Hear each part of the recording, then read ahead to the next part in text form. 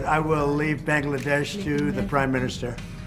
যুক্তরাষ্ট্রের প্রেসিডেন্ট হিসেবে Donald Trump দায়িত্ব নেওয়ার পর দুই উচ্চপদস্থ কর্মকর্তাকে বাংলাদেশে পাঠাচ্ছেন। সফরকালে এই দুই কর্মকর্তা বিএনপি জামাত সহ রাজনৈতিক দলগুলোর সাথে কথা বলবেন। সফরকারী দুজনই উপসহকারী পররাষ্ট্রমন্ত্রী। এরা হলেন নিকোল চুলিক ও অ্যান্ড্রু হেরাপ। এদের আগেও ট্রাম্প প্রশাসনের অন্যান্য কর্মকর্তারা বাংলাদেশে এসেছেন। যুক্তরাষ্ট্রের সামরিক কর্মকর্তারাও এসেছেন, জনপ্রশাসনের কর্মকর্তারা এসেছেন। এবারই প্রথম আসছেন উচ্চ পর্যায়ের দুই কর্মকর্তা। কূটনৈতিক সূত্রগুলো জানায় এই দুই কর্মকর্তা পর্যায়ক্রমে বিএনপি, জামায়াতে ইসলামী সহ বিভিন্ন রাজনৈতিক দলের নেতাদের সাথে কথা বলবেন।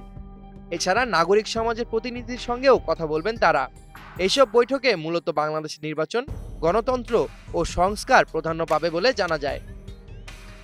পররাষ্ট্র মন্ত্রণালয়ের সূত্র জানায়, সংস্কার, নির্বাচন ও গণতন্ত্র ছাড়াও ট্রাম্পের পাল্টা শুল্ক আরোপ, রোহিঙ্গা সংকটের সহায়তা ও মিয়ানমার পরিস্থিতি সহ দুই দেশের সম্পর্কের নানা বিষয়ে আলোচনা হবে।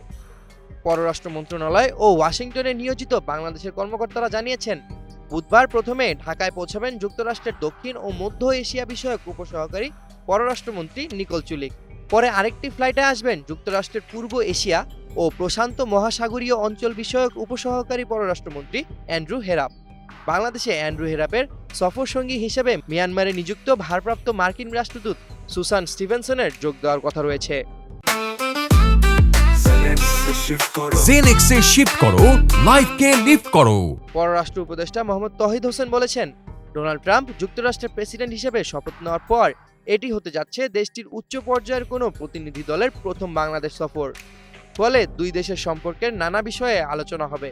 প্রাসঙ্গিকভাবে ট্রাম্পের পাল্টা শুল্ক আরোপের বিষয়টিও আলোচনায় আসতে পারে।